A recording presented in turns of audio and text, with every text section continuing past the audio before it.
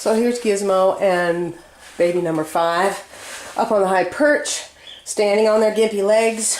Baby number 5 seems to be developing the strength to clutch her toes at this point. You can't see it because she's turned around the wrong way.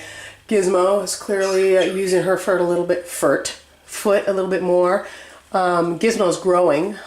She's much bigger than the other baby, but I caught Gizmo's decline and started feeding her sooner than I did with the other one, so I'm not surprised. So they're in here. I'm hoping I can put them out in the flight cage in about a week.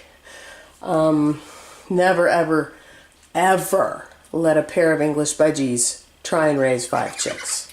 Never. So this is Lacey.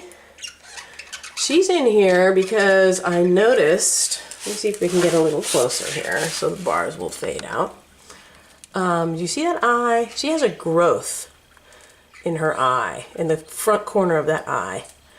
I don't know, I've noticed that it's been a little weird for quite a while now, and then all of a sudden I notice, you can't see anything because she turned it. Then all of a sudden I notice there's actually something sticking out down there. Now, this is a 4.5 or 5-year-old bird, and it's not uncommon for them to come down with cancer. So this could be like advanced glaucoma and she's getting ready to go. But I have no way of knowing that. So I brought her in.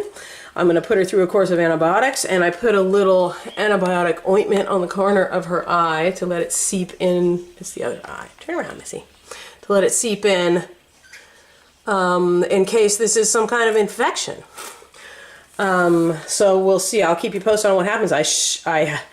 Her one chick that I got is a girl and not useful to me. She doesn't have mama's lace wing genes, so I really hope we get a recovery here so that I can breed her again to Haverty.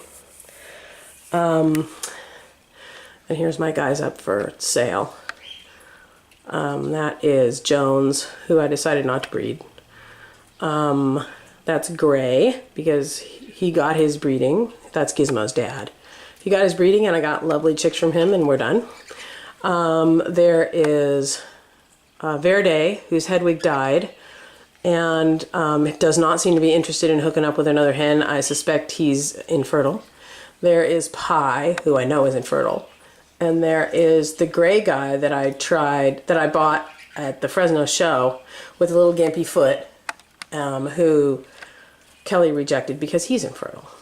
So the guys are up for sale, and when I list them on their ad, I say who's infertile and who isn't, and who makes a good pet and who doesn't, and price them accordingly. So that's what happens to those birds. I do have some birds that I become fond of, or that are particularly high value, that I will keep forever, like Blue and Dusty.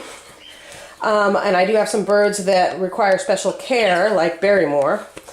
So I don't pass them on because I don't trust the world to take care of them. I created her. She has an issue. I will take care of her. But in order to keep from overcrowding and becoming crazy hoarder lady and all that, I do pass on birds that once they have bred for me what I needed, if I don't have any particular deep attachment to them. So. And here is Coco and Kobe, and their pretty babies are getting prettier by the day. Let me put that out like that. Let's take them out, take a peek. See, Coco's gonna freak out. She does not like me to touch her babies. Hi, little boo. This is the biggest. This is the oldest one. He's a gray and not a cinnamon because cinnamon's sex linked, so she can't pass it on to her babies. He's a fat, sassy, handsome little guy with lots of feathers. He's a very feathery thing. Look at that black seer. Well, I never know what you are. I'm hoping for something, though. And this is baby number 2, who is significantly larger than baby number 1. Chunkier, too. Looks just like Dad. Beautiful, foofy feathers. And has some serious size. And their full sister is the sky blue out in the girls' cage that's absolutely huge. But Coco is absolutely huge. She is a big, big girl. Oh, she's sitting in a low part of the cage, so she's hunched down.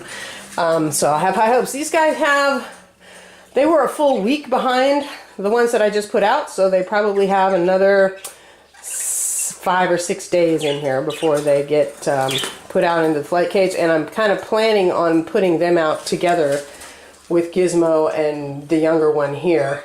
So there'll be a group of 4 all coming in at once, because it reduces in hazing activities. Okay, so wish me luck on Miss Lacey down here, and I'll keep you posted.